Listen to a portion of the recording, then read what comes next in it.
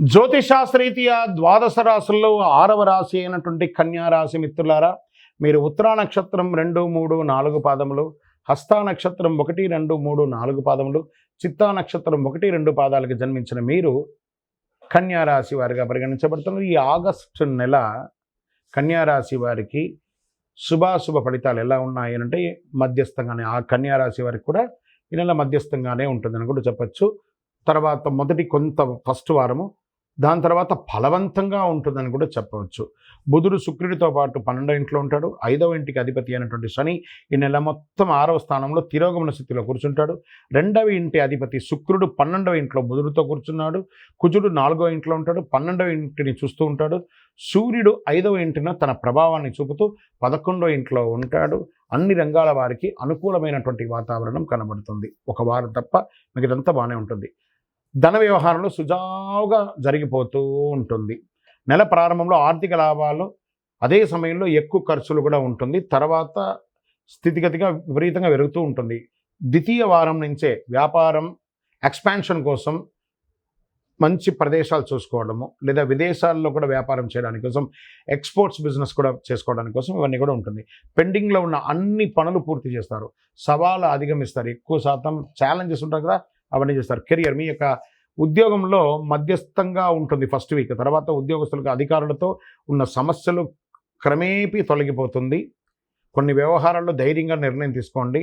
అసాంఘిక కార్యక్రమాలు ఏది చేయకండి. ఉద్యోగ ప్రక్రియలో మీ సహ ఉద్యోగులతో కాస్త స్నేహపూర్వకంగా ఉండండి. ఇంట బయట ప్రతి వ్యవహారంలో మీదే పై చేయిగా ఉంటుంది.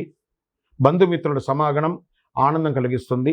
జీవిత భాగస్వామితో పుణ్యక్షేత్రాలు లేదా విహారయాత్రలు వెళ్ళే అవకాశాలు ఎక్కువ కనబడుతున్నాయి. విద్యార్థులు 10వ తారీఖు పైన మీరు విదేశాలకు వెళ్ళాలనుకున్న వారికి మంచి యూనివర్సిటీని ఎంచుకొని వెళ్ళడానికి ఇదొక మంచి సమయం. మీ యొక్క వీసా అంతా కూడా చక్కగా ఉంటుంది. ఇక్కడ చదువుతున్న విద్యార్థులు కూడా చక్కటి కొత్తగా కాలేజ్ జాయిన్ అయ్యేవాళ్ళు, స్కూల్ జాయిన్ అయ్యేవాళ్ళు, లేదా యూనివర్సిటీకి వెళ్ళాలనుకున్న వాళ్ళు this is the right time అని కూడా చెప్పచ్చు.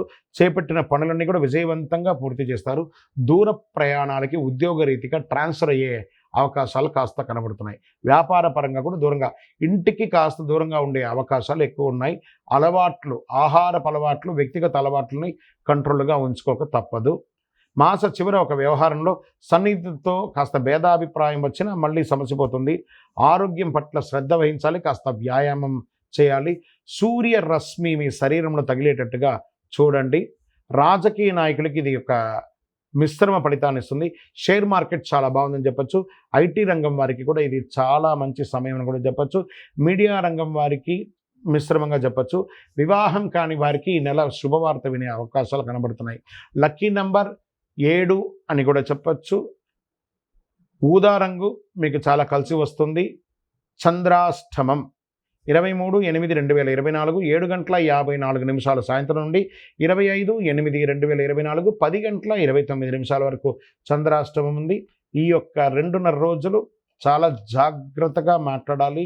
సంతకం పెట్టేటప్పుడు జాగ్రత్త, ప్రయాణం చేసేటప్పుడు జాగ్రత్తగా ఉండండి. పరిహారం, ఈ నెల మీరు చక్కగా ఆంజనేయ స్వామి వారిని ప్రార్థన చేయండి.